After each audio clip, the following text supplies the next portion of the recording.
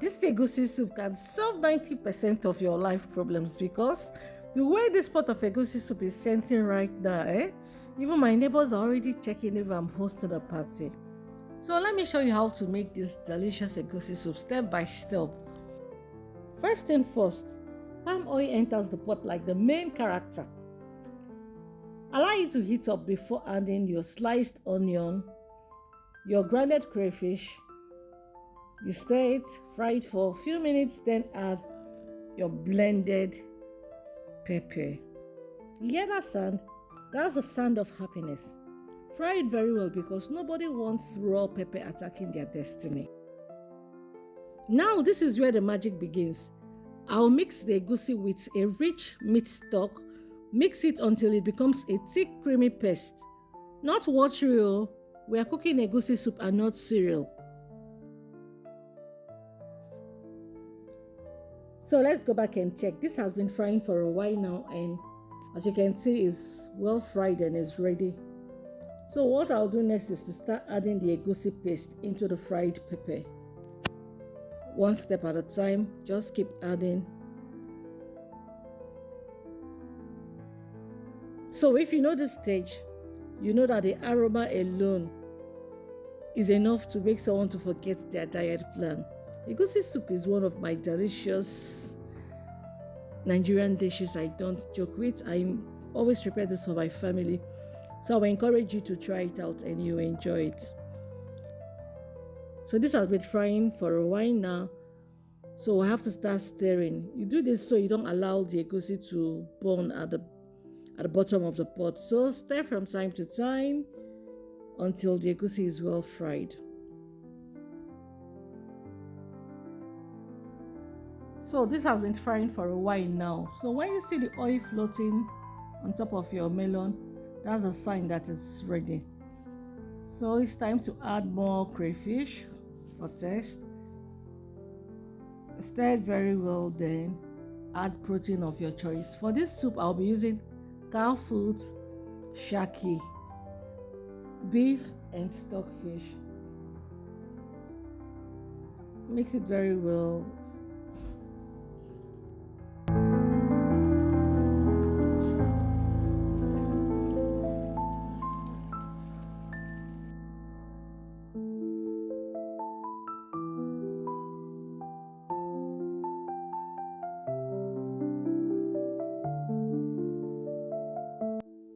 So can somebody tell me why this pot of soup is looking richer than my bank account? Someone please tell me why. So add the meat stock, add more water, mix it very well. Then I think it's time to add my beef, and I'll mix everything. Let them mix together and settle their beef inside my pot. Guys, it's been a while. I'm just so excited coming back again. It's been a while.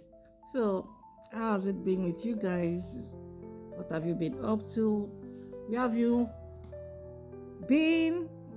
Where are you watching from? If you've watched up to this time, I say a very big thank you to you for always supporting me. I appreciate your effort. Please always engage in the comment section so I can make our time to give a shout out to you.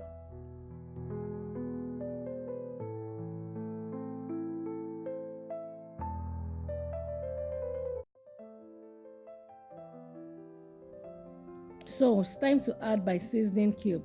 I'll be using no cube. I add one, then I'll add my properly washed bitter leaf. I'm using the dry bitter leaf. Reason why I'm adding it now, I'll add it to give me that deep traditional flavor.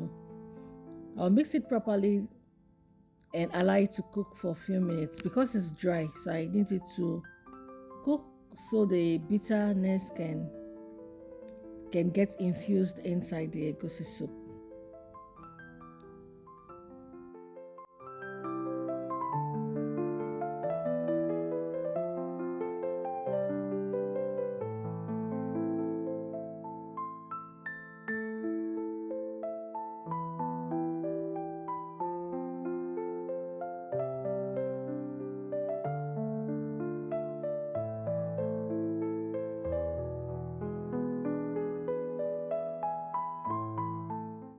So finally, our fresh spinach goes in for that beautiful green finish. And just like that, this delicious pot of egusi soup is ready. Thick, rich, and begging for hot pounded yam beside it. So tell me guys, what will you be using to eat your own egusi soup? Are you gonna be using pounded yam, fufu, or eba? So let me know what you'll be using to enjoy this food whenever you try this recipe. I'll see you again in my next video. Thank you for always coming around my channel and sticking with me. God bless you.